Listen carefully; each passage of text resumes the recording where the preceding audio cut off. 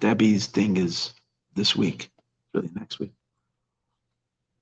Okay, good evening. Welcome. A good Chodesh Tov to everyone. It's a great new month, and tonight is the night that everything changes. Why? Because there's a halacha pertaining to tonight. There's a Jewish law pertaining to these hours as we stand right now. And the law is stated in Masechta Shabbos, Mishanechnes Adar, when the month of Adar comes in, Marbim B'Simcha, we increase the joy.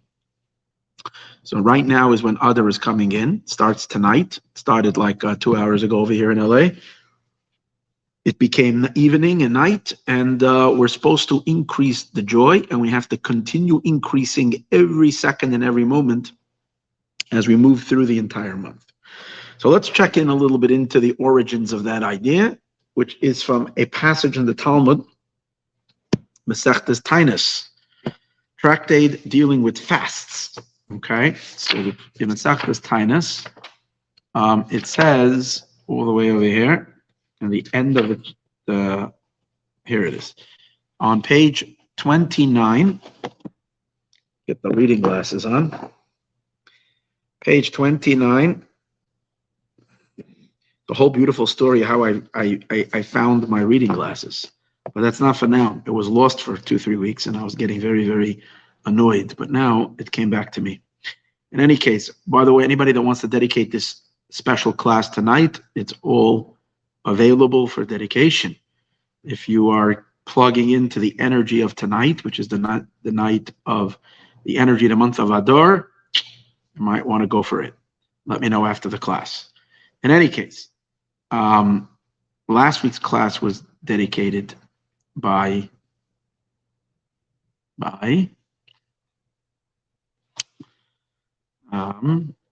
after the class. I just want to mention her name. It was really nice that she dedicated the class last week. Let me go back a week ago here, my messages. Here, Elsa. And this was in honor of her daughter, Elsa. She dedicated last week's class in honor of Chaya Rachel, Elsa. I don't remember what her last name is now. She used to be Montereso. Then she got married, and I'm sorry, Elsa. Right now, I still have you as Elsa Montereso. So her new name. Anyways, this is in honor of her baby daughter. So that was really nice. So tonight's class is also available for anybody that would like to dedicate. Hashem should bench Elsa and your family in Chaya Rachel with a ton of blessings. Let's go back to the class. So it mentions over here in the laws of fasts, all the way in the conclusion of the tractate dealing with fast days, which are usually not happy days. And over there it talks about the month, an entire month, or at least the beginning of the month, in which we tone down the joy. And it states so in the Mishnah that in the month of which it comes out in the middle of the summer, August time, we have to diminish the joy. So now the Gemara says like this: Amar Rav Yehuda b'Reder Rav Shmuel bar Shelas.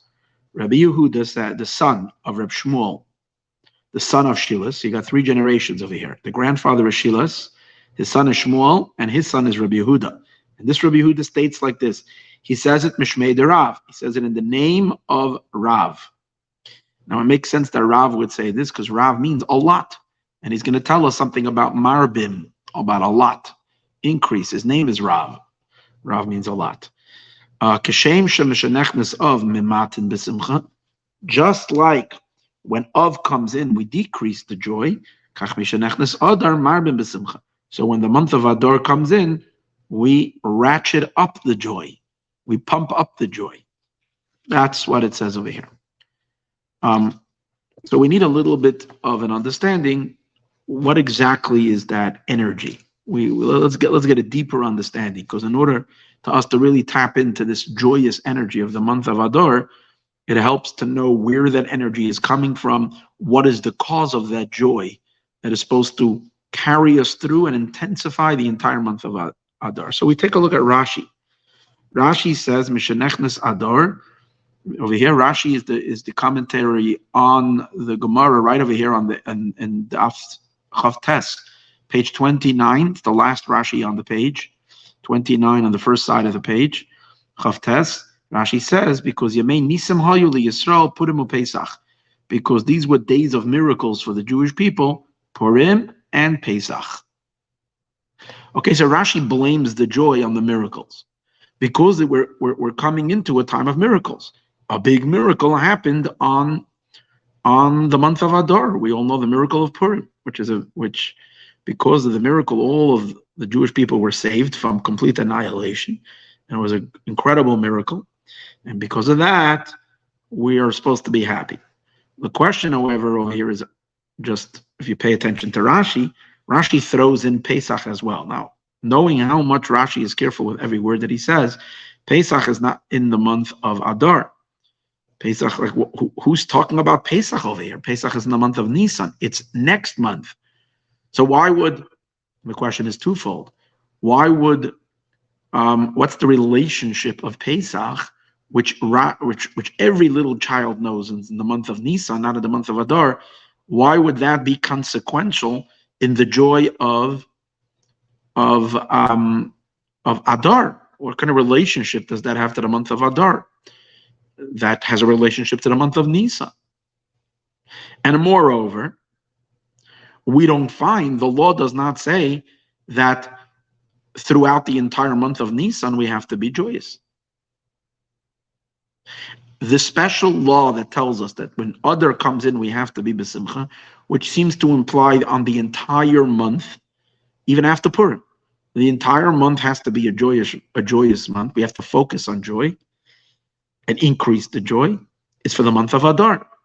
It's not for the month of Nisan. Now, Nisan is a wonderful month. It's Passover, Pesach, and we have a holiday. And to a certain degree, it extends its influence on the entire month of Nisan, because we know we don't say Tachanun, special supplications of prayers, because it's festive. The whole month is festive. But there's still no emphasis on joy other than on the holiday itself. Mo'adim l'simcha, you're supposed to be joyous. So if we are going to say that the cause of the joy is the miracles, and we're going to emphasize which miracle, the miracle of Purim. Now, Purim belongs to Adar, but what's with the miracles? And moreover, we're even using Pesach, which is in the following month, to justify joy in the month of Adar. If that's the case, then why is the joy not extended specifically to the month of Nisan as well? Because then as well, there is Pesach. And if we are if the cause for the joy is the miracles that happened, well, where do we have a bigger miracle? The miracle of Passover, the miracle of Pesach, the miracle in the month of Nisan is a greater miracle. It's just simply a greater miracle. You have the 10 plagues, extraordinary events, leading up all the way to the 10th one, the plague of the firstborn of the Egyptians. And it's the miracles of Nisan, first of all, is so powerful that the entire month of Nisan is called Nisan, which one of the reasons why it's called Nisan is because it has the word Nes, which means the real season of miracle is the month of Nisan, not so much the month of Adar. When we compare the miracle, we see that the miracle of Pesach is much greater than the miracle of Purim, twofold. Number one, it was a greater miracle, as we're soon going to discuss. The miracles of Purim were miraculous, but far more explanatory in a natural way. You can explain away the miracles of Purim as just a sequence of coincidences. If you want to, if God forbid someone wants to just be outright non-believer, it is much easier to deal away with Purim miracle than to dismiss the Pesach miracles. Pesach miracles was a complete alteration of nature. So the miracle was more powerful, number one. Number two, the consequence of the miracle. Because after Pesach, we were not in exile anymore. Exile was over and we were in the state of redemption.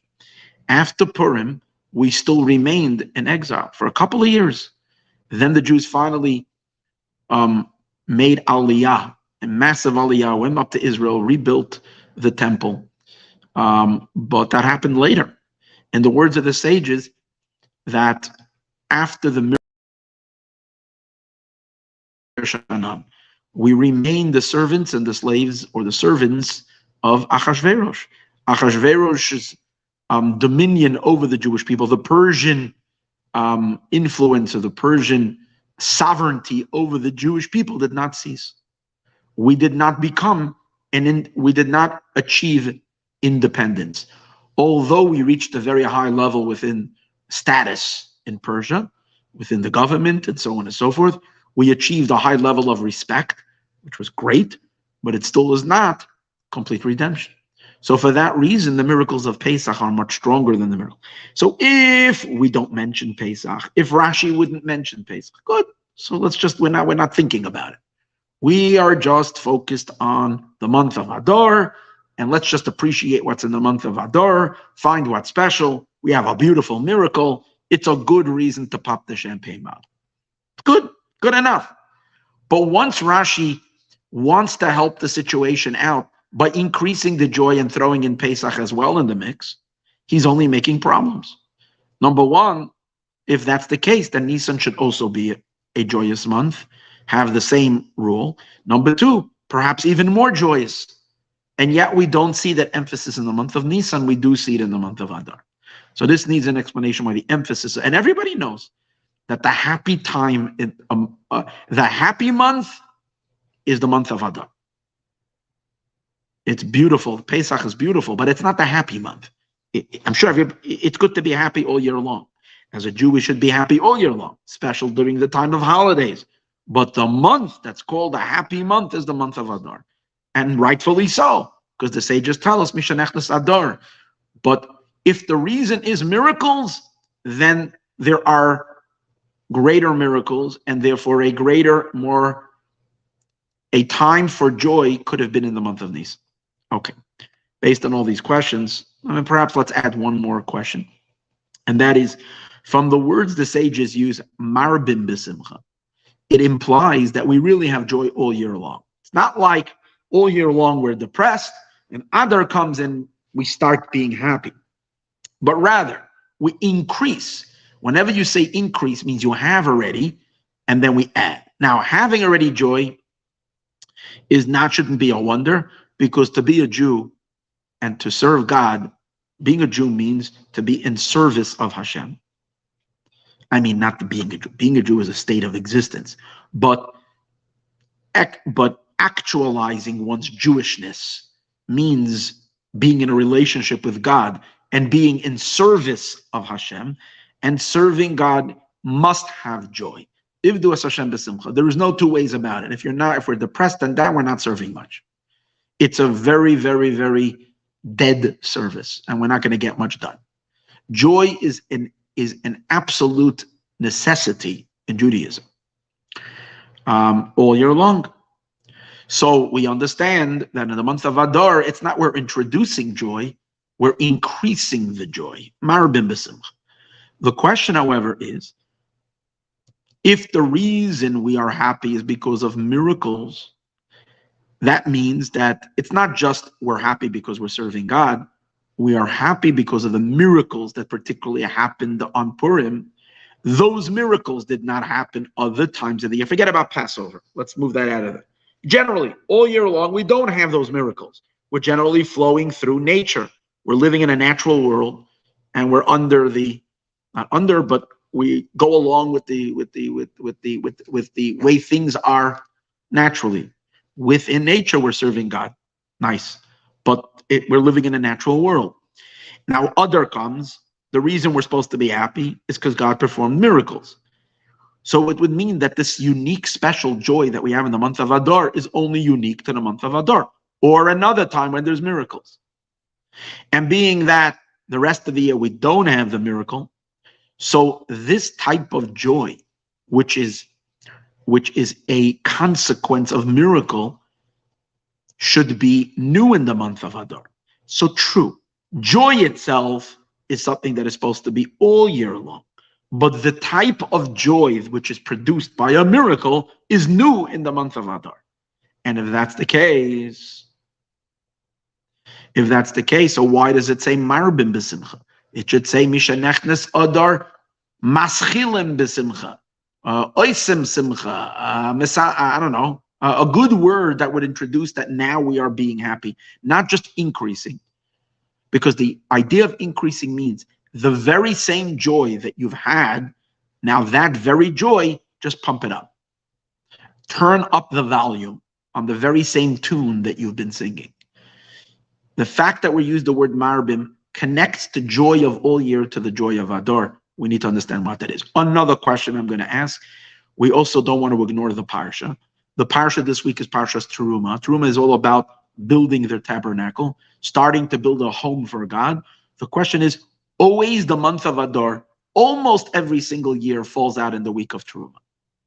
So there must be that the joy and the unique festivities of the month of Adar and this great happiness and joy must be connected somewhat also to the parsha, which is Parshas Teruma. So we want to find the connection. Okay, so with all of that, let's take a little bit of a deeper dive.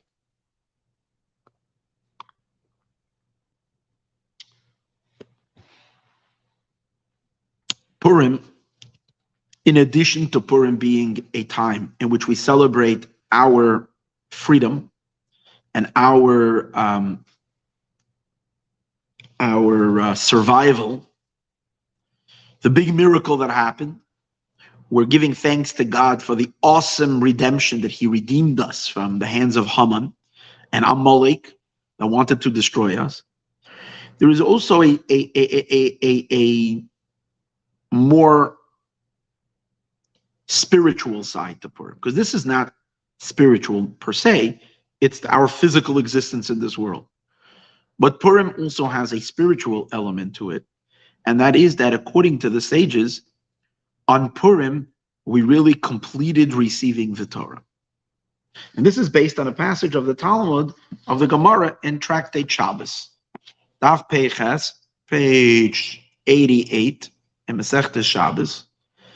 The Gemara says that, listen to this passage of the Talmud. The popular passage says like this, V'yisyatzu b'tachtas ahar.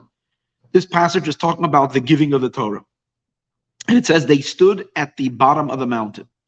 Amar Rebbe Avdimi bar Chama bar Chasa. Rebbe Avdimi, the son of Chama, the son of Chasa. Again, we have three generations over here. Malamid, by the verse saying, and this is in last week's and 2 weeks ago Torah's portion, it says they stood beneath the mountain, or they stood under the mountain. So from here we see that the Talmud takes it very literally. They actually, it should have said they stood at the foot of the mountain. It said they didn't say they stood at the foot of the mountain or at the base of the mountain. It says they stood under the mountain. So from here we see that God took the mountain of Sinai and He held it over their heads like someone holds a soda cap on top of a bottle, or some kind of a stopper. So God takes the mountain, He holds it over their heads. And God said to the Jewish people, if you accept the Torah, good, it's wonderful. And if not, over there you will be buried. So basically, the acceptance of the Torah, we find out in this Talmud, like hundreds of years after the Torah is given, we're informed of a little secret. That the entire giving of the Torah, which sounded like it was something that the Jews were so excited, and everybody was so happy, and everybody couldn't wait till it happened, and we all cried out, let us, we will do and we will hear. We find out 1,000 years later, or a little later than that, even 1,500 years later, we find out that the whole thing never happened. It didn't go down that way. God actually took that mountain and He held it over our heads. He held a gun to our head, and He said, take it or I blow your brains. That's what it seems like the Talmud is saying. God held the mountain over their heads, said, I'll drop the mountain. If not, this will be a big cemetery where 2 million people will die under this mountain. So what choice did we have? It's a shocking statement, but that's what the Gemara says. We'll soon see that maybe we can lighten this up a little bit and make this a little prettier. So now the Talmud says, we're going to get to that later, but now let's continue. Comes Reb Acha Bar Yaakov, another one of the sages, and he says, well, I think this is good news. Mikan Moidad Rabba L'Oraisa. What's the good news? From here, there is an exemption. If anybody is held, is someone who maybe did not keep the Torah so perfectly, which is all of us. We all are sometimes a little bit negligent here and there. So when a person is brought in front of the heavenly tribunal and he is asked and he's charged with a lack of observance, the person just has to be ready to give the right answer. He says, I really never accepted this willfully. Any type of contract where a person goes into under duress and under the threat of violence, we know is meaningless. That's according to Torah. If someone sells a house to someone else and the person later can prove that he can show video or for witnesses, he produces witnesses, that the person held a baseball bat to his head and told him that if you don't sell me, if you don't sign this document, I'm going to crush your skull, God forbid. And the person goes and then you invalidate that document and the sale is null and void. And so is any type of contract you go into. So if we are, why do we have to keep the 613? The rest of the world does not have to keep those 613 commandments. They're obliged to keep 7 commandments. We got 613. Why? Because we accepted it. We went into contract. We accepted it forever and ever. And we know that all the souls of Israel for all the generations, everybody was there. But we have an excuse because we can all argue we were coerced. Based on what we find out over here in Talmud, that they held a mountain over our head, there it goes. So everybody has an excuse. Seems good. The Talmud doesn't leave it at that. Amar Rava says, not so fast.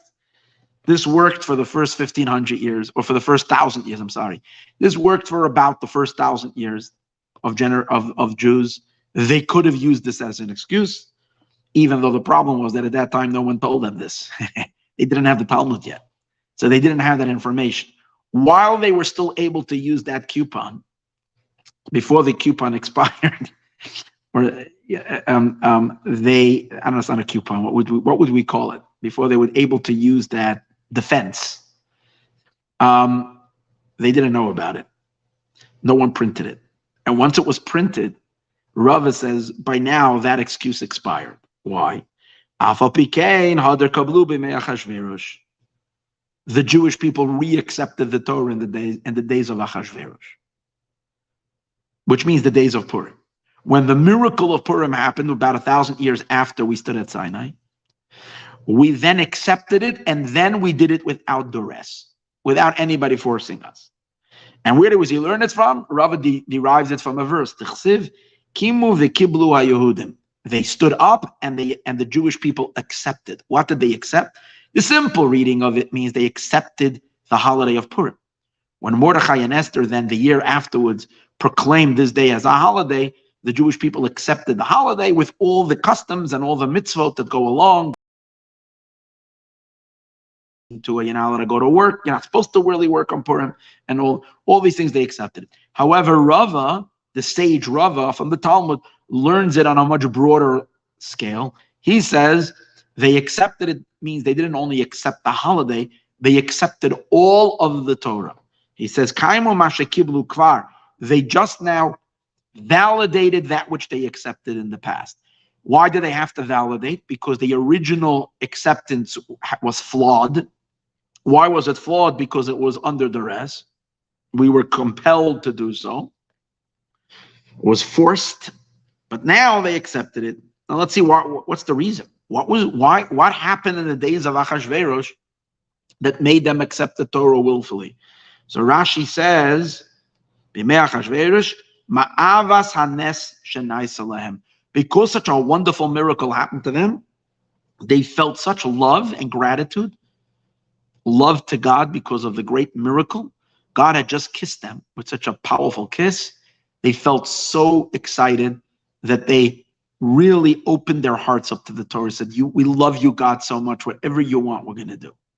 So from that day and onward, we accepted the Torah, and this time it was wholeheartedly. not because of any external exerted influence or force. And therefore, as we said earlier, the excuse expired, and today's days we are bound to Torah and mitzvahs because we all accepted it nationally by the story of Purim. That's the passage in the Talmud. What we see over here is that there is a spiritual side to Purim. One of the deeper elements of Purim is that Purim brought the acceptance of the Torah to its completion. In that sense, we can begin to explain the relationship of why Rashi says that when Rashi says by the beginning of Adar, because miracles happen. And Rashi says Purim and Pesach. I'm not yet explaining why the Pesach is going to explain the joy, but we have another link that's going to link Purim and Pesach, other than the fact that they come pretty close on the calendar. Every woman knows that as soon as she's beginning to make the Shalach Manas for Purim, in the back of her head, she's not even thinking about Purim, she's thinking about Pesach, right? Because we're beginning to clean for Pesach already. And we're wondering how we're going to deal with the mess that Purim is. Purim comes and messes up every Jewish home because it's a wild party. And then Pesach comes and everything has to be put into order, right? But that's simply Purim and Pesach come back to back. But here's a deeper reason. What started in Pesach ends on Purim. Because Pesach is also related to the giving of the Torah. Even though Pesach is not the holiday of the giving of the Torah, for that we have the holiday 7 weeks later, which is Shavuot. That's the holiday of giving of the Torah. But we know the exodus of Egypt, its entire soul, its inner purpose was to go to Sinai. God explicitly stated, I am taking you out of Egypt so that you can become my servants. I am freeing you from the external servitude to Pharaoh, and now you're going to come to the foot of the mountain and you're going to become my servants.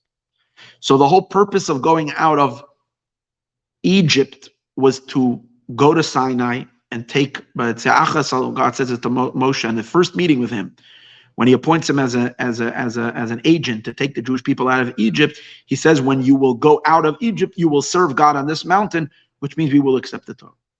So Pesach is really the first initial stage in receiving the Torah. It was a preparation for receiving the Torah. It's what enabled the receiving of the Torah.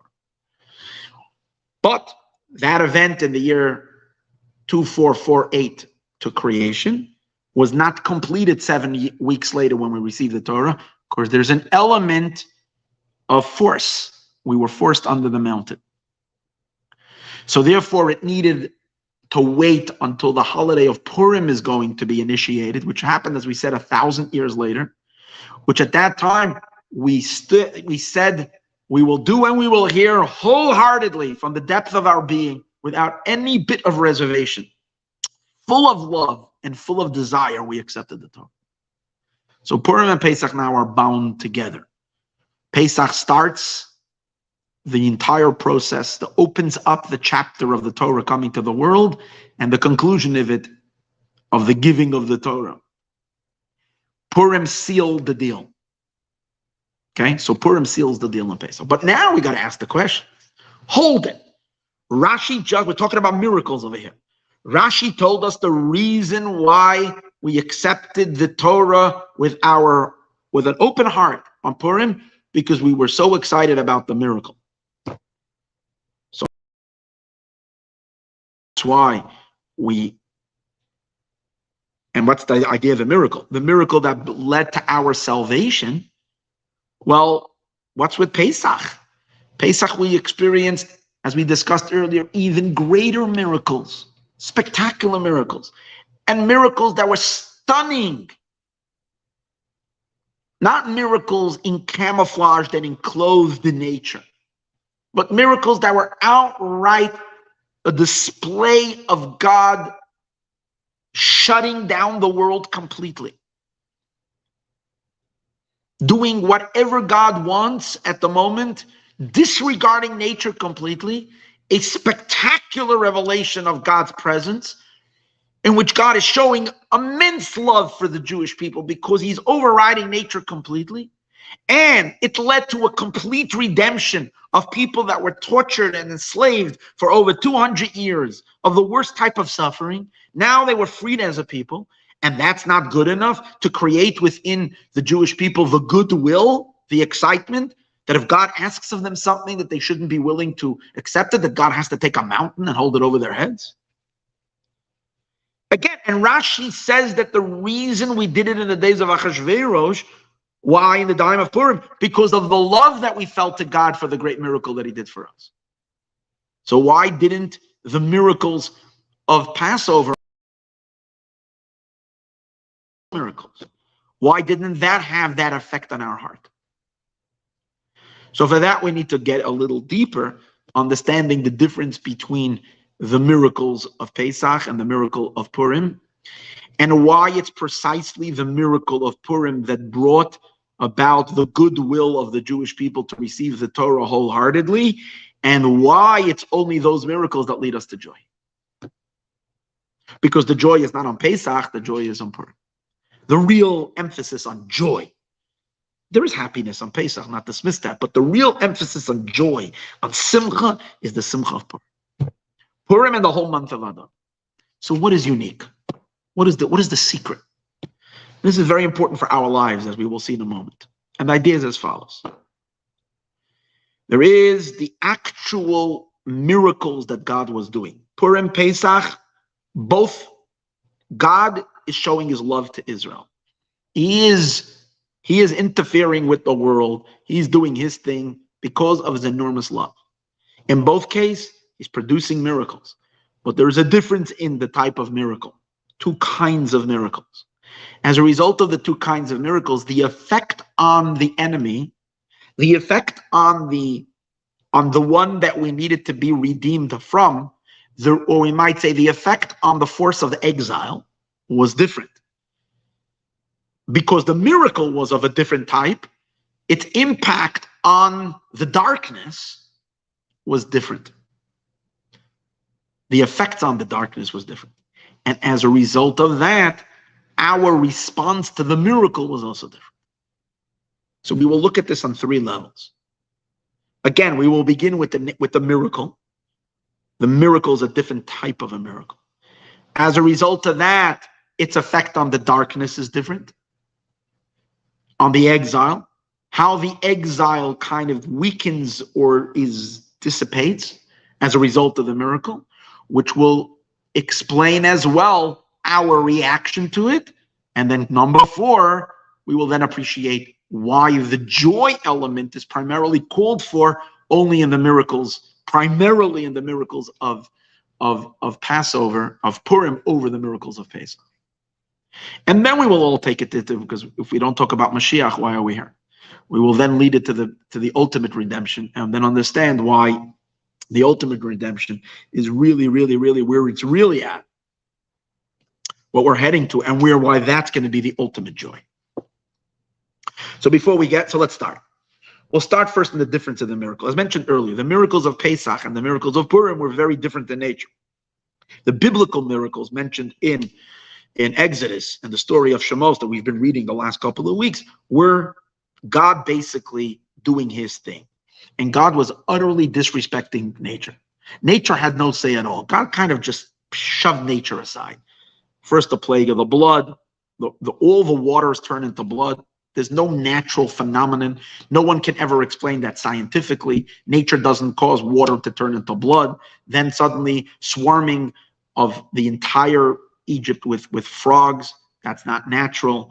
Lice suddenly appearing over all the people. That was just a spectacular stunt of God. Even the Egyptian sorcerers couldn't provide that with their magic. And they called out and they said it's a finger of God. And then the plague of the multitudes of animals. A normal city, a normal country suddenly flooded by a mixture of every kind of wild beast. I'm not going to go through all the 10 plagues, but these are all spectacular miracles, one greater than the other. The hail, which we know is a mix of water and fire mixed together, when water and fire usually don't mix together, and here they're both in harmony doing God's will. And then the darkness that came, and then the plague of the firstborn, finally leading up to the splitting of the sea. These are just outright miracles. And if you're there, you can be the biggest atheist you want to be. You watch something like this, there's nothing you can do. You can lift your hand and say, I don't know. There's no explanation at all. God is doing his thing. So the miracle overpowers nature, suspends nature. Nature is shut down. Or in other words, we say it silences the world. That's what it is. It subdues nature completely. It silences creation. The miracles of Purim were completely different. The miracles of Purim were a miracle that kind of weaved its way into nature. Because what really happened was nothing over here that was like naturally impossible. What happened? Nothing. There was no thing mud didn't come down from the sky. A rock didn't turn into water. Mordechai didn't wave his wand and something happened. It was a story. Achashverosh is married. He gets angry, gets drunk. That's a normal thing for a king throwing a party for 180 days. And he gets angry at his wife. That's also a normal thing for an angry king. And when he's angry and he's a king and he gets whatever he wants and she insults him that he has her killed is also a normal thing. It's not like there's nothing miraculous over here. And then that he does a beauty contest and he has all the girls comes and he falls in love with a particular girl. That's not a miracle. He's looking for a wife. He's going to find one that he really, really, that captures his heart, and happens to be Esther. And she goes into the palace. And then that there is a scheme between two of the king's guards who decide to assassinate the king. These happen. Read the stories of every empire. These happened all the time that assassinations were going on. The fact that Mordechai happened to be in the vicinity and over here they're scheming to do this, and he saves the king's life, which played a big major role in the changing of the king's heart later, as we see in the story. It's also a very natural event, so on and so forth. So as you read the story and you go through all the things, and then Esther intercedes for when Haman makes a decree against the Jewish people, even though Achashverosh is a pretty evil guy, he goes along with it. He's ready to kill a few million people on one day, literally a bloodbath. He doesn't love the Jews at all. He's willing to sell the Jews down the creek not for any money. He tells Haman, you don't even have to pay me. I'm willing to say he's a pretty bad guy. But after all, he loves his wife. And when she reveals, in the beginning, she didn't know she's a Jewess. And she reveals her identity to him. So all this, and then he's suspicious on Haman in the first place. Haman was getting a little too whatever. And he finds out that Mordechai was the one who saved his life. And Mordechai is also a Jew. It was all these things happening at the right moment. You had a perfect recipe for the whole thing to turn over and to be. Now, stepping back a couple of feet, and looking at the story a little objectively, and looking at the sequence of events which happened over a period of about, I think, 9 years or something like this. When you look over the whole span of events, or 12 years, again, I'm not sure right now. I didn't look over the Megillah right now, the story. By looking at all these pieces together, you see an incredible sequence of coincidences, which you can't call a coincidence. You see, it's God's hands over here. That God orchestrated all of this together, and everybody realized that at the time. And you see a miracle. But the miracle is very not overwhelming. The miracle, we might call it a soft miracle. It's not a hard, it's not a power. The miracle doesn't come and clobber the world. The miracle kind of slips its way into the world, manages, and we might say manipulates all the events to work according to God's will, and that's the miracle. That's the difference in the essence. This is a hard miracle.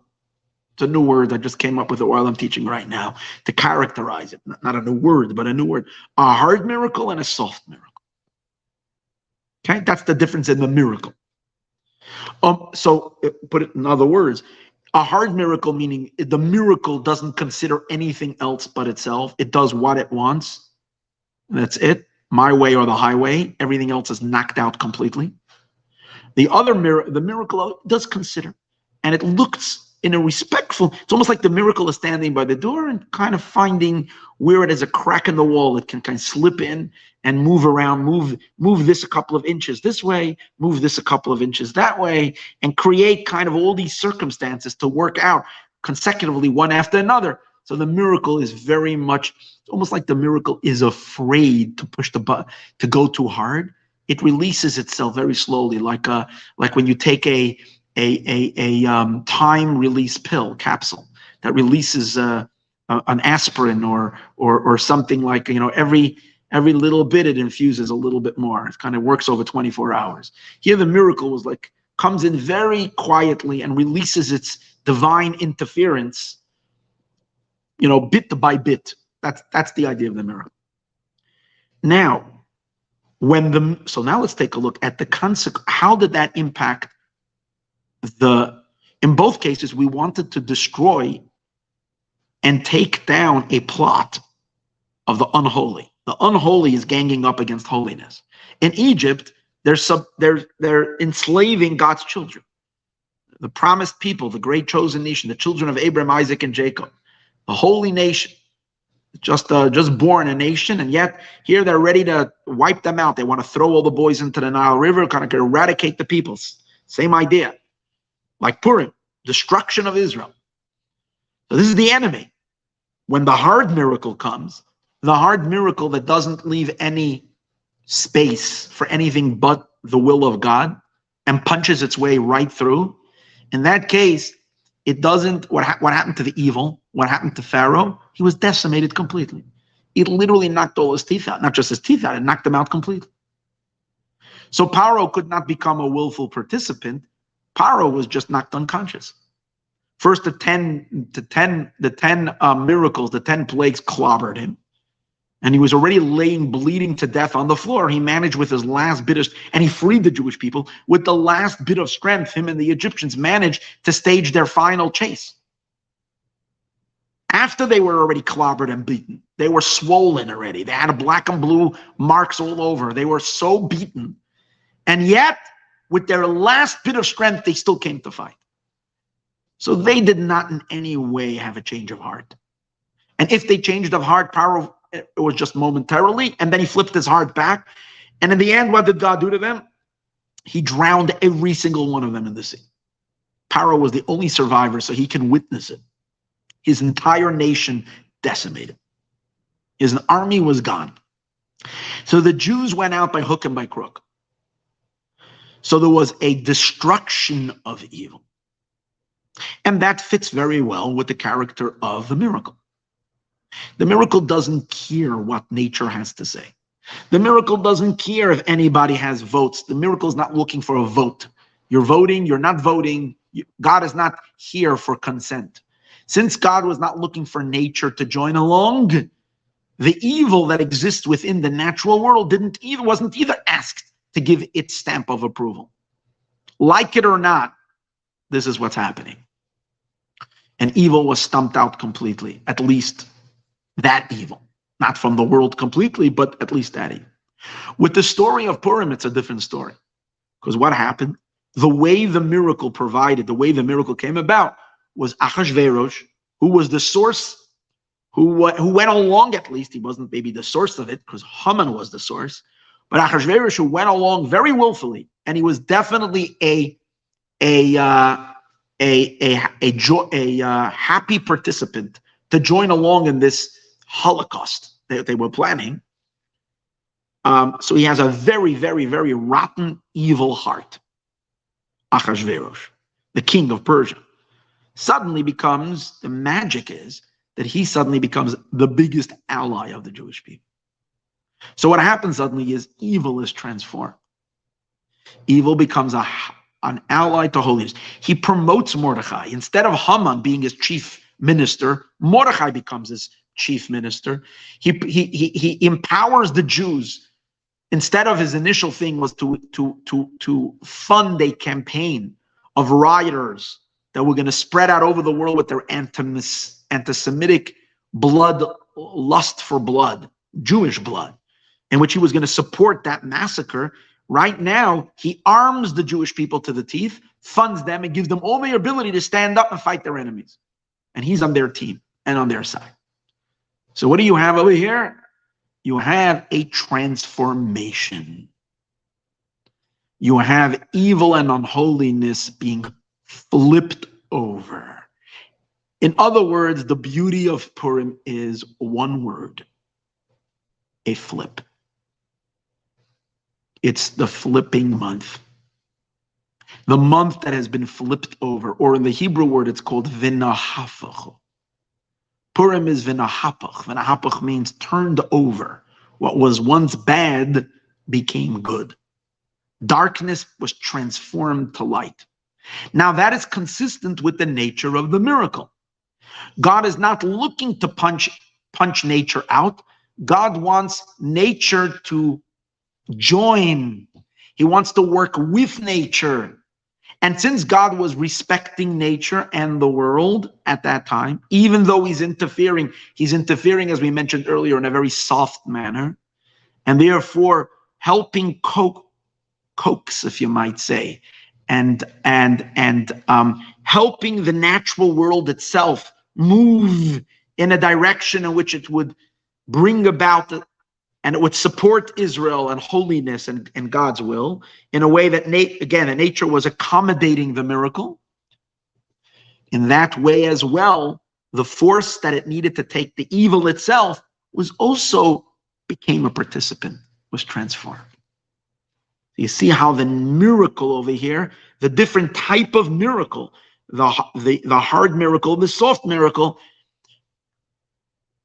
is what's responsible in the uniqueness of the outcome of the miracle. There is something magnificently beautiful when the evil guy turns good. When evil becomes an ally. And that is, in a sense, much greater than when you just bust the evil completely and destroy it completely. The beauty of the transformation. It is so magnificent and it is so beautiful. Now let's take a look at the third element that we mentioned earlier. Consequently, out of this, how did it affect the Jewish people? So now we can come to step number 3. You realize how all these things are perfectly aligned. On Passover, and the miracles leading up to Passover, miracles leading up to the redemption of Pesach, since it was God delivering his will with enormous power and enormous force, and he knocks out the evil completely, and the display of God is so powerful and so strong. So guess what happened? When we took the Torah, yes, we came, we stood at Sinai, we received the Torah, but there wasn't much of us there at all. It was God having his way. It was God imposing himself on us. Now let's revisit what we said earlier, that God held a mountain over our heads. That's not nice. That's really, really not nice. I mean, why did God do that? Especially if you read the Torah portion, it implies the simple reading. Until you read the Talmud, until you read the passage in the Talmud over here in Tractate Shabbos, you wouldn't get a clue of that. The verse seems to be implying how it was such an amazing time and the Jews were so excited to go there and now everybody was waiting to receive the Torah. The fact that God held a bat over our heads or a gun to our temple, you don't feel that. And the answer is because that's really not what happened. We need to understand what the Talmud says. No. The story that we're reading in the Chumash, that we really were excited. What does it mean that God had a mountain over our head? There is a deeper meaning. So the Alter Rebbe, the one that we study his teachings every Thursday night, Rav Shneur Zalman of Liadi, he explains the mountain does not mean a physical mountain over our heads in which God said, I'm going to crush you to death. What God was really holding over our head was he overwhelmed us with his love. A mountain, love is called a mountain. Because what is love? When you're feeling love towards someone, your soul, your energy, your being is protruding outwards towards that person.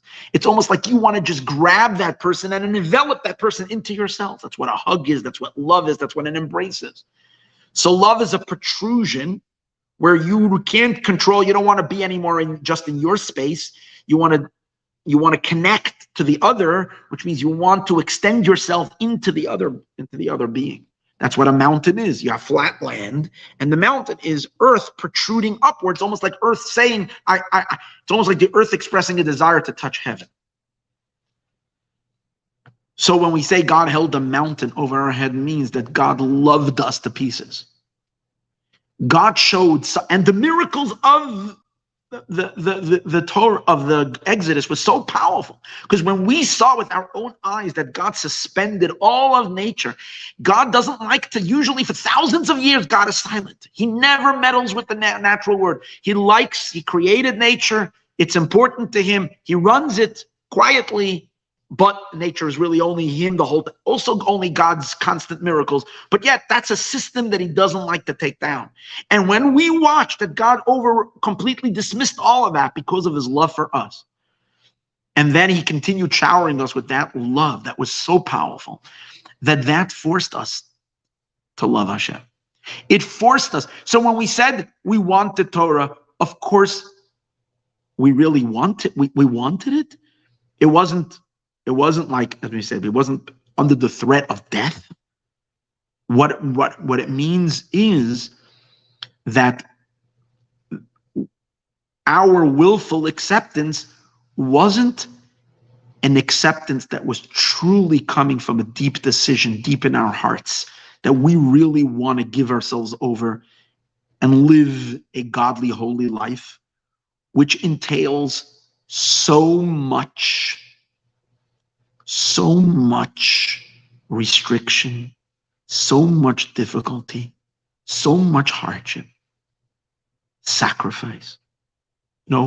Accepting the Torah meant, you know what that meant? For all of our generations to live the life that the Jewish people live. Not an easy life, very meaningful, but not easy. Every little aspect of life is governed.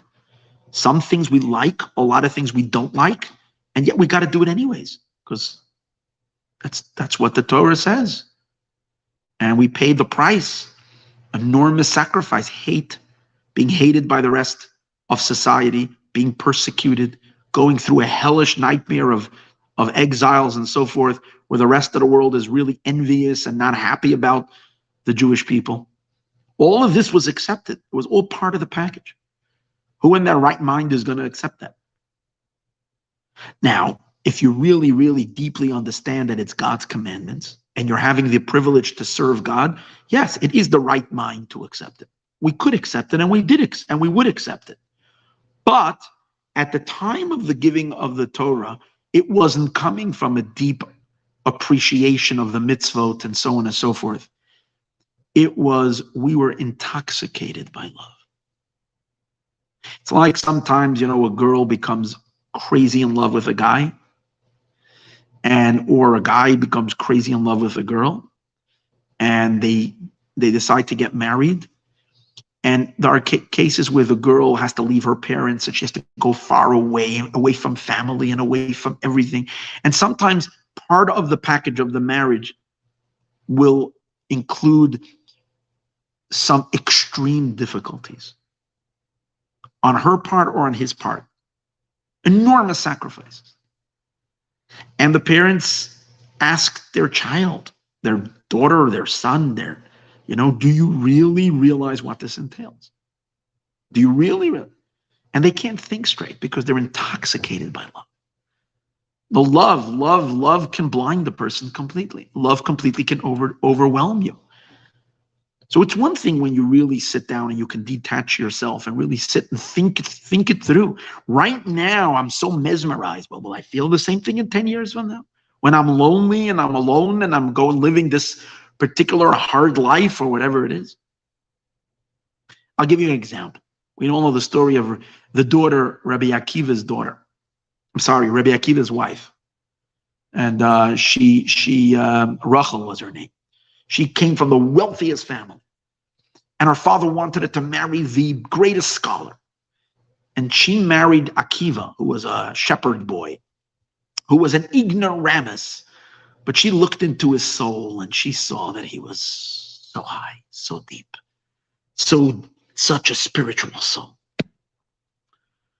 Her father wasn't going to have it because he was an ignoramus, and the father told her, "You're going to live. You're not getting a penny from my estate. You're going to live like a poor girl the rest of your life. You're going to live literally like a."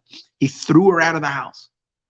She went to live with Rabbi Akiva, and she also appreciated scholars, but she believed in her husband.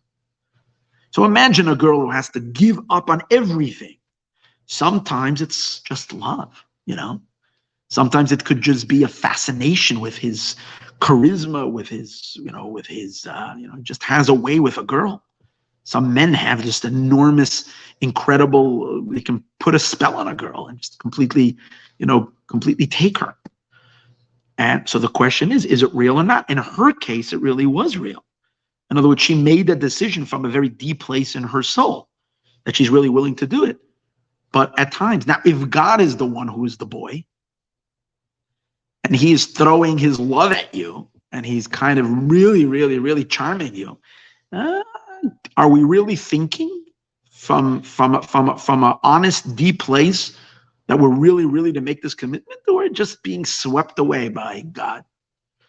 His romance, he's a charmer. And that's it. That's what happened. We fell in love, and there was not much. That's what the Alter Rebbe explains. We fell in love. So it wasn't a coercion of a gun to our head, you're going to die. It was like, it was the mountain of love. So even though we were in it, but the entire thing wasn't us. It was from above. So it's like, as we said earlier, it's like everything by the miracle. We went out of Egypt. It was God. It was nothing. It wasn't Pharaoh didn't participate.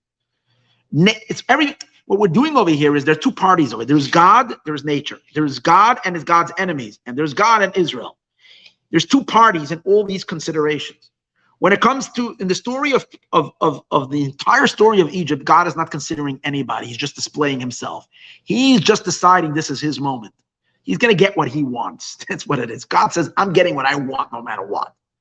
So if God wants us out of Egypt, he's not listening at all to all the angels that are running nature. That whole system shuts them out. Shut up and finished. Literally shuts them down. That's it. No, nature is down. The next thing is, when it comes to the enemies, he doesn't wait for their approval. If they agree to let the Jewish people out or not, be quiet. He just silences them, knocks them out of, knocks them, literally just knocks them dead. And then when it comes to the Jewish people, he's not waiting for us to come, for us to consider it honestly from within ourselves. If we are willing and desire to live a life of such commitment and sacrifice, he just says, I'm going to get my way. And he sweeps us off our feet with his enormous charm and love. And we went along with it. That's what it means we were forced. But you know what? At a certain time later, some people sat down and said, I don't know if this is really what I chose.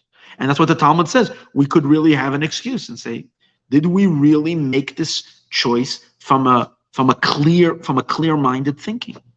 We were thinking from our heads, or we weren't thinking from our heads. We were just overtaken by the romance.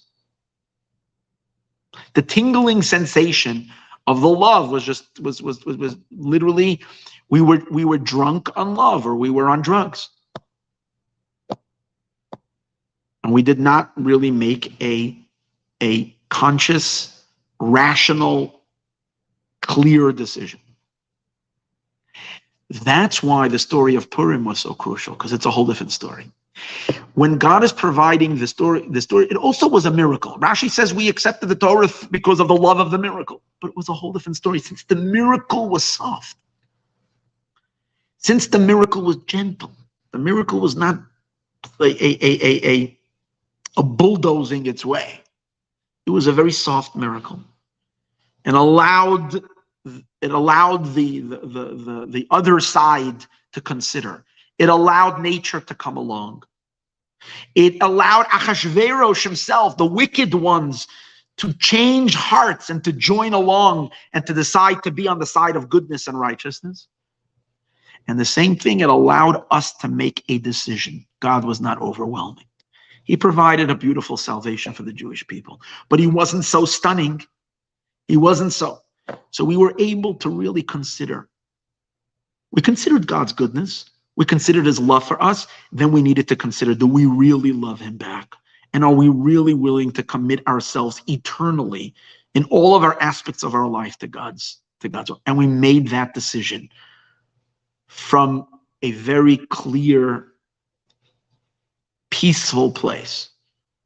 And therefore it was our truth. And that's why Purim is so meaningful. That's why it was the conclusion of the giving of the Torah. Based on this, all the above mentioned, which is all the teachings of the Rebbe in a stunning way lines these up, the Lubavitcher Rebbe, these ideas up so that we can get an understanding of what happened. Now the Rebbe explains, now we'll understand. This is from a talk in the year 57-51. Over there, now, it's 1991.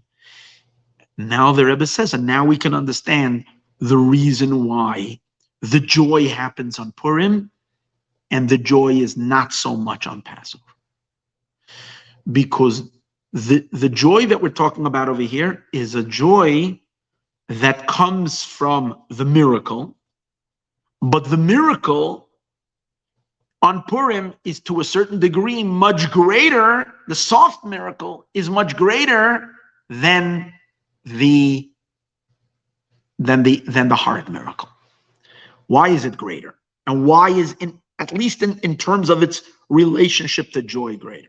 So first of all, let's understand, why do miracles cause joy? There are other things that can cause joy, but miracles are one of the things that make us happy. We watch a miracle, we become very happy.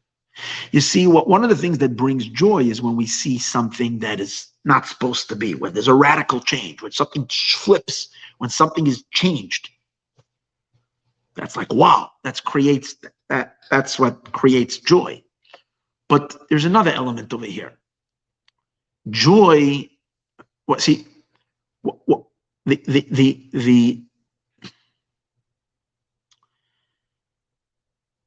power of a miracle is that a miracle shatters or breaks the system.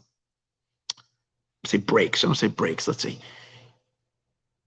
the miracle changes the status quo. Okay, causes in other words, there's a way things are. If things are running its natural course, means tomorrow will be like today. The day afterwards will be like tomorrow, and afterwards will be. And obviously, there is progress. Nature itself has its progress, especially with today's days, with all the technology, with constant changes. We introduce new ideas, but it's all kind of predictable. Based on the inventions of yesterday, we can foresee what the inventions of tomorrow are going to be, even though many of these inventions radically changed society and changed the world and changed the way things operate. But again, there are people today that know already what the inventions are going to be in 20 years from now, because you can predict them. So these are changes, but a miracle happens and suddenly things completely, everything moves into a different direction. There is a shift. That idea that there is a shift, that's called a breach in the norm. Now we would think, which miracle breaches the norm more? Obviously, most of us would vote immediately that a hard miracle, a smashing miracle, completely shifts everything, as opposed to a patient miracle. But we're going to get to that in a moment. We're going to see it's not that way. It's actually a miracle that shifts nature, kind of a soft miracle that slowly moves nature in a different manner is breaching the norm more than a smashing miracle. We'll see in a moment. But let's take a look at joy for a moment. One of the effects of powerful joy, or the signs of joy, is the joy leads a person to shift their normal conduct. When you are kind of just, yourself, there's no joyous energy flowing in your body. It could be positive. I'm not saying there's happiness, the general state of happiness. And then, you move about. Everything you do has, energy. Joy brings energy. Now there's regular happiness. You're happy. You're in a positive state of mind. So when you walk, you're not walking sluggishly and lethargically. You're walking briskly. You're taking deep breaths. You're engaging. You're alive. There's life. Joy brings life. But intense joy causes a shift in the person's demeanor. It causes a shift. It changes. It breaches the normal behavior. And what do we mean by that? Simply, when you are happy, enormously happy, you find out that something fantastic happened you've been waiting for. You've been waiting for something such a long time. You've been working on something to land a certain job, to get into a certain program, to be given an opportunity to do so and so, and you've subscribed 1,000 times, and you were declined, and you didn't make it, and whatever it is, you entered into a contest, whatever it is, and then suddenly, usually, especially if it's suddenly you get that letter in the mail, or you get that phone call, you got that email, or you got that thing, and you landed that intense newness that just came, which gives you this. So what does it do? It gives you this burst of joyous energy. And what are you going to do? The first thing you do is you're going to shout, which means usually you don't shout. You're a normal person. You don't shout. But suddenly you're going to scream. You're going to shriek, a good shriek, a happy shriek. You might even jump up and down. You might, if you're crazy happy and you got a lot of energy, you might even do a tumble sauce, a somersault. Or you're so happy you're going to hit the music and you'll start dancing. Now, dancing alone in your bedroom or dancing alone in your kitchen is a weird thing to do. I do it a lot of times because I'm weird, but normal people don't usually just let go in a dance. The dance, what is the dance? Because when you have a surge of energy, that's what joy does. Joy pumps adrenaline, an enormous amount of energy, and when you have enormous amount, then you clap and you dance and you jump. In Hasidic terminology, they use the term simcha poiretz geder. Simcha breaks the fence. What's the fence? We have certain fences. The fences is our decorum. The fence is our certain mannerisms in which we behave. It's a certain system. Every person is systemized with a certain system. This is the way you conduct your regular affairs. This is your normalcy. Joy makes you a little bit meshuggah. Joy makes you a little crazy. It brings crazy behavior. What does crazy behavior in this case mean? Abnormal behavior. And that's why by a wedding, when people are joyous, they do silly things. And the sign if you're really happy is if you're silly at a wedding. If you're just one of those people that are dancing around the wedding and you're not being silly at the wedding, you're probably not too happy. If you're very close to the bride or the groom, it's your child, you can be silly. Because the silliness, again, it's also, you're breaking that normalcy. And it says about King David that when they were bringing the Aron, he was so happy that the Aron was coming back and it was going to be placed in its rightful place. It caused him such explosive joy that King David acted in a silly way. He was dancing like crazy, to the point that his wife, who was an aristocratic girl, looked out of the window, and she was a daughter of the king. She was very, very unhappy because it was unbefitting for an aristocrat, for a king to behave this way. She didn't appreciate it. But King David, at this moment, he lost it completely. When you're happy, really, with powerful joy, you'll lose it. So now let's take a look, and that's the relationship of joy to miracles. Because just like miracles breaks the normal system and things start behaving in a different way than they've been behaving till now, there's a radical change. In the same way, joy. But now, based on this idea, we would think that which miracle is supposed to create more joy? Now that we understand the relationship of joy to a miracle, when we watch something that goes outside of its normal boundaries for a good way, things can go outside of the normal boundaries in a bad way, God forbid. But when things go out of its normal cycle in a good way, when things spin off its axle in a good spin, so that's going to throw us for a happy spin. So the more it's kind of breaching the normal, the more happy it should create within us. So if I was to say a hard miracle or a soft miracle, we would probably all vote the hard miracle, because that's completely no. Because the words the sages use, the words that we have are simcha poretz geder. Simcha breaches offense. That's the actual word. Now, breaching a fence means that there is a fence, and the fence is locked, and now we broke open the fence, and the fence remains there, but now you can go through. Imagine you're coming to a gate that's locked. It says the park is closed. It's only opening at 8 o'clock. You come to the park and the park is closed, and you're there. So there's a fence. And you're frustrated because you came all the way out over here to, hike or do something. And now it says it's closed. So you're frustrated. And suddenly you go, whatever, and suddenly the gate swings open and you're in. So that's called breaking. I'm saying, I'm not giving anybody ideas. And it was funny because I once came back. I went on a hike in Los Angeles, a crazy story. Me and my wife, we went on a hike. It says you got to be back by sunset because the gates lock at sunset. No, we went on the hike. We came back after sunset. But who thinks that the gate is really going to be locked? Now we're locked in. We weren't the first car. We were like 3 cars. And it says if you get locked in, you should call this number and the sheriff's department will come and open. So what do? We call the number. And they love when people get locked in and they want to make you suffer. So the sheriff tells me that, probably like in an hour, we'll be over there. We have other things to do. We're not coming yet. You should have seen the sign. The sign said sunset. Anyways, everybody on the line, there was like 5 cars there. Everybody called and everybody got there. We kept on, we were waiting 45 minutes already. And it seemed like they were in no hurry. They were enjoying the fact that anybody that didn't listen to the sign is actually stuck. I'm not recommending this, but literally this is what happened.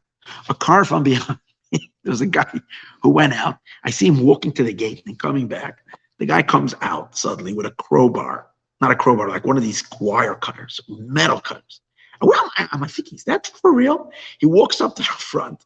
He goes to the lock. Bang! Before I know it, the door is open.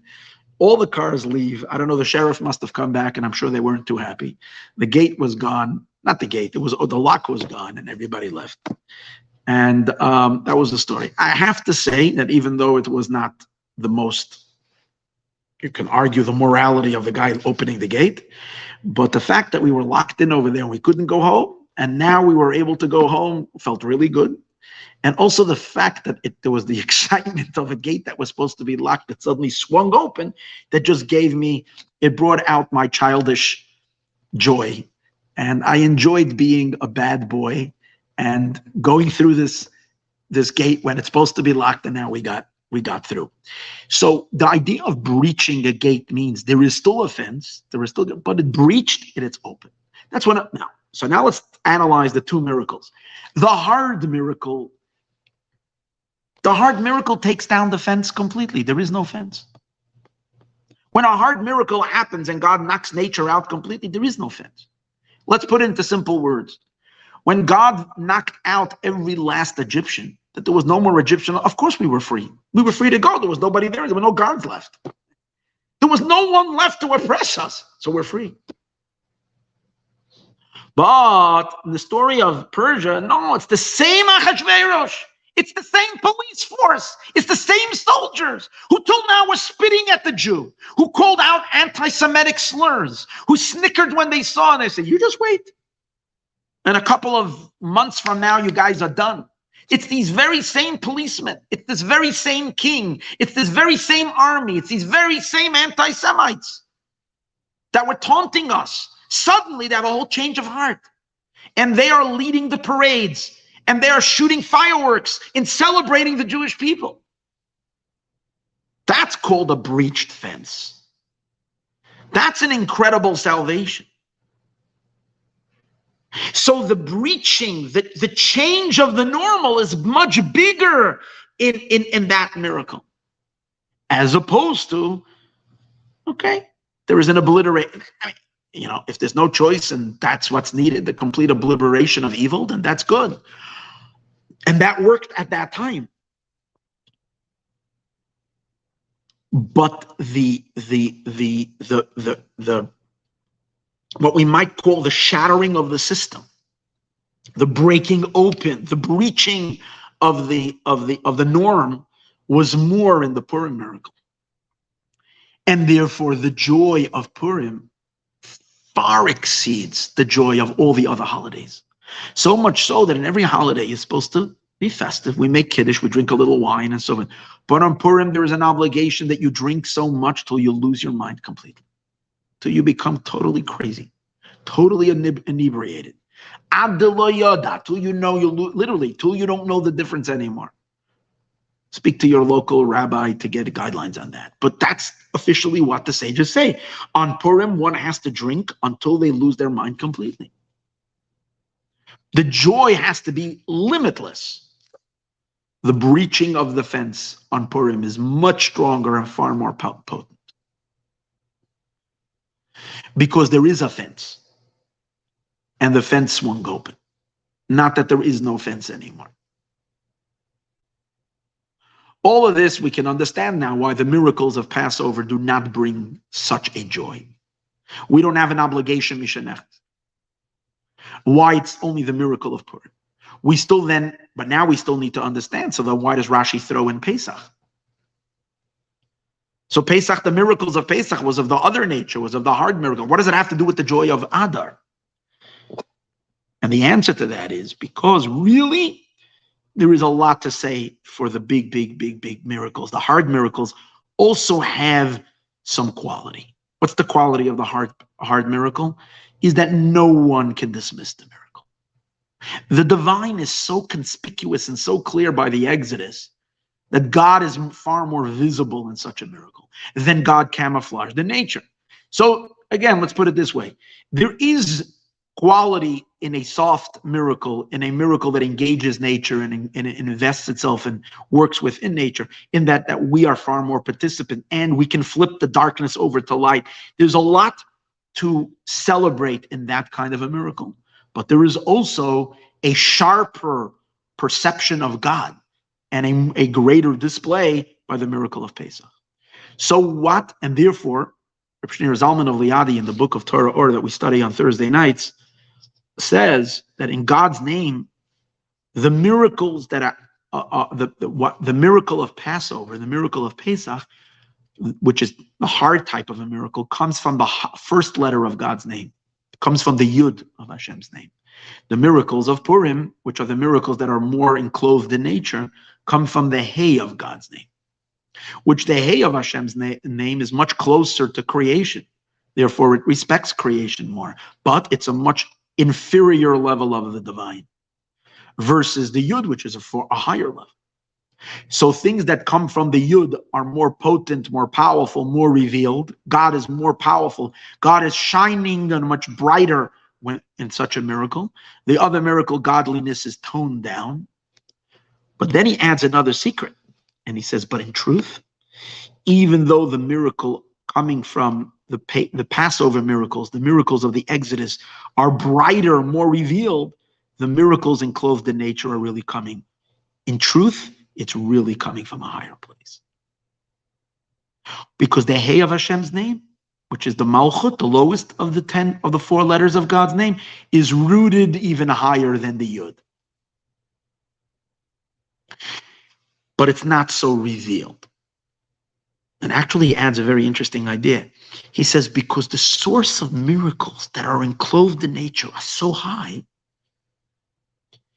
if that source would be revealed, if it wouldn't come camouflaged, if it would come in a revealed way, creation couldn't handle it at all. It would do away with the world completely. So the Passover miracle, the hard miracle, is godly, is coming from a high source, but not as high as the other one. A high source that suspends nature, but doesn't destroy the world completely. It's not like when Passover happened, the creation was blown apart. The miracles happened in a certain place. The rest of the world continued operating. It was like laser beam. It happened in Egypt. Where it happened, it busted everything. But the world was still able to exist. The Purim miracle comes from a place so high in the infinite light that if that infinite light would drop down in the world as it is, it would do away with the world completely. So there's different dynamics, different recipes for what creates these miracles. But the ultimate quality is when both these miracles will marry together. In other words, when we're going to have a joint experience, when the miracles will be completely revealed, it will be spectacular, miraculous. It will be a miracle that is of the thing that of the type that God is, that no one can deny it. It's clear it's a miracle, but at the same time, its effect on the world will be that the world will not be blown away by it, but the world will join that miracle that is happening. The response of the unholy will not be to die, to be knocked out. The response of the unholy will be to flip over. It will be both a magical revelation from above and at the same time a participation of below. When will that be? That will only be in the days of Mashiach. In the days of Mashiach, we're going to have both these elements coming together. On the one hand, it says, the miracles of the up-and-coming redemption are going to be similar to going out of Egypt. And as explained, it means they will be much greater in their scope than it was by the going out of Egypt. But what will it do to the enemies? What will it do to the anti-Semites? What will it do to the forces of darkness in the world? It won't kill them. It won't annihilate them. It will cause them all to do tshuva. It will bring about a mass rectification, a mass change of heart. Those very same entities sitting today in the UN, full of anti-Semites, sadly to say, the United States joined along, condemning Israel for building settlements in its own land, that we lived in for thousands of years. Those very anti-Semites will all vote and applaud Israel and the Jewish people when Mashiach will come. They will see a lot of miracles before that. I know big miracles will need to happen before that happens. But the way it will happen, the verse says it. God says, I will flip the UN. The very UN Security Council that today, they didn't pass what do they call it? But they condemned. They condemned Israel very strongly. And sadly, the United States joined in it. To the shame of this country. But Mashiach is coming. The big miracles will come. And the flip will happen. So we will have both. It will be intensely God, and it will be joined by us from below. We will not be destroyed by it. We will not be overwhelmed by it. We won't even be uncomfortable by it. We will be elevated through it. And we too will, from within ourselves, participate so happily and joyfully.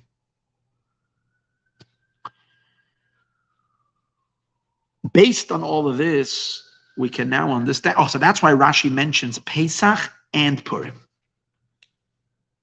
Because the objective is the fusion of both of them. Where we're heading to, Mishanechnas Adar Marbin B'Simcha, is to combine both of them together. Pesach and Purim together. Now, and that's the joy of the month of Adar. Now we'll also understand its connection to this week's Torah portion, Parshas Truma. What the junction of Parshas Truma in this particular part of the Torah is, first of all, it was only in the last 2 weeks that we really, really got into the inner part of the Torah. You realize everything that happens from creation, the story of creation and the story of our forefathers and the story of, Joseph and the brothers and the story of the sale in Egypt and the Egyptian slavery and the Exodus, that's all a preface. That's all an introduction. That's not the main point. The main point that God wants with creation, what's the inner point, the inner desire? God wanted to give the Torah to the world. He wanted to communicate his inner will and his inner light. But what's the deeper part of giving the Torah is that God wants to give himself to the world. He wants the world should become a home for him so that he can come down and live here in this world. Through the Torah and the mitzvahs, we funnel God into the world, and through the Torah and the mitzvahs, we make ourselves vessels for God's light. But primarily in the last two Torah portions, Yisro and Mishpatim, which are both about it's all in Parshas Yisro is when God gives the Torah. Parshas Mishpatim is a continuation to the giving of the Torah. Like it says in the beginning, Rashi says, just like Yisro was from Sinai, Mishpatim is also from Sinai. So it's all a continuation of the giving of the Torah. The last few verses in Parshas Mishpatim talk about Moshe being told to go up to the mountain to stay with God for 40 days and 40 nights. So it's all Yisro and Mishpatim are sister Torah portions, are twin parshas, all about the giving of the Torah. What's the novelty of this week's Torah portion, Parshas Teruma? God says to the Jewish people, build me a temple. What's different? What makes it unique?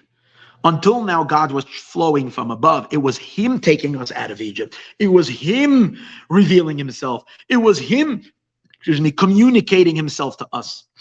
Showering us with His wisdom, with His light. Now God says, now it's enough with me. Now you do something.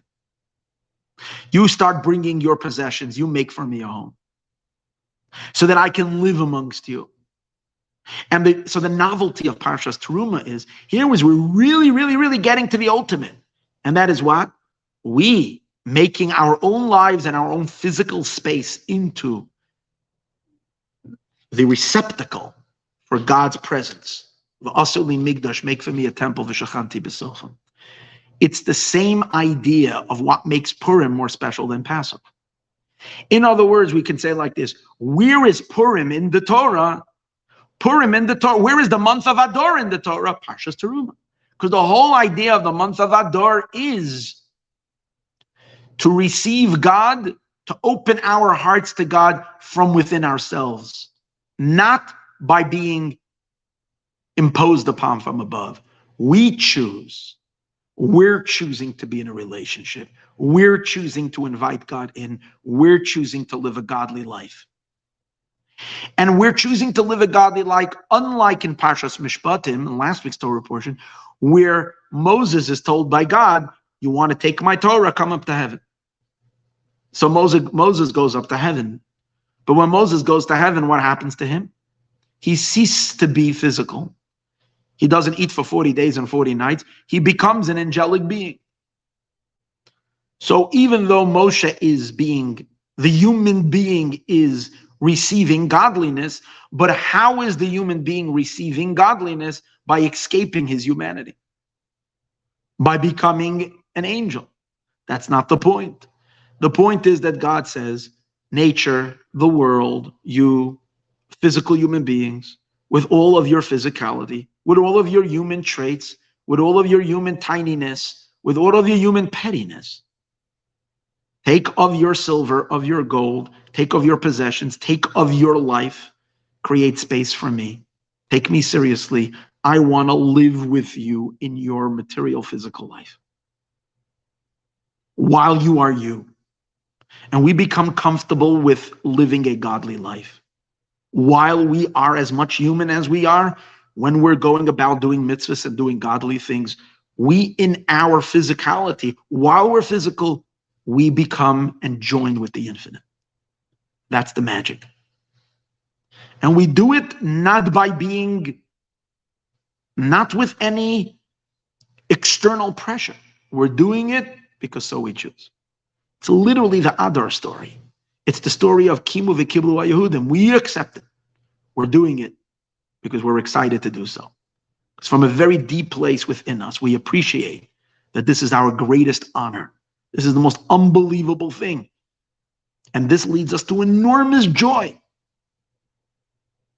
That we in our everyday lives can be merged with that God is literally living inside our hearts, inside our heads, inside our limbs. He's living in our kitchen. He's living in our bedroom. You walk into your house, God is there. The mezuzah is there. That's God.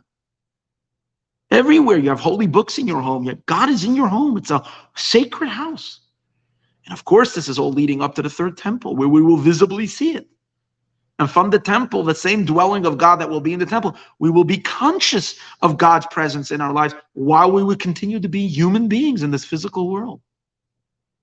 And we will know that it all has happened, but not through miracles from above, but through our choices that we've made. That's the great joy, and that's the great happiness. So may we merit already to see it all. And let's have the most joyous month of Adar. Recognize that now is the time, from today and onward, forget about what was yesterday. If certain parts of Judaism, of living according to halacha, made you uncomfortable, felt like it's not you, that's understandable. There's a lot in Judaism is very demanding, and certain things we're comfortable and we're less comfortable. We have an incredible empowerment now to go deeper and to accept, to live a godly life and really feel that it is something that we are choosing, not feeling compelled. So again, until we feel compelled, until we can feel comfortable with, we still do it because we don't really have much choice. But yet we can choose now what we really didn't have any choice. Now we're choosing as well every element of Judaism. We're choosing so joyfully to give tzedakah. And to give so much tzedakah, more than we're asked even for, more than the letter of the law, because we really, really are getting a kick out of and a thrill of giving tzedakah. We are choosing to keep Shabbos. Even though keeping Shabbos sometimes felt hard, now we can choose it joyfully and happily. Why? First of all, the fact that we're living in Messianic times, when the world is going to become so filled with godliness, and we will... And we lift ourselves up to the holy, to godliness. Tashem. Secondly, it's the month of Adar. That's the secret of the month of Adar. The human, the earthy, joins the heavenly and the godly, because so it chooses. And we're really, really, really, really wholeheartedly engaged, completely with it, and excited about it. And that is reason to celebrate. And that's awesomely joyous. So may we have the happiest Adar, and may Mashiach be here tonight.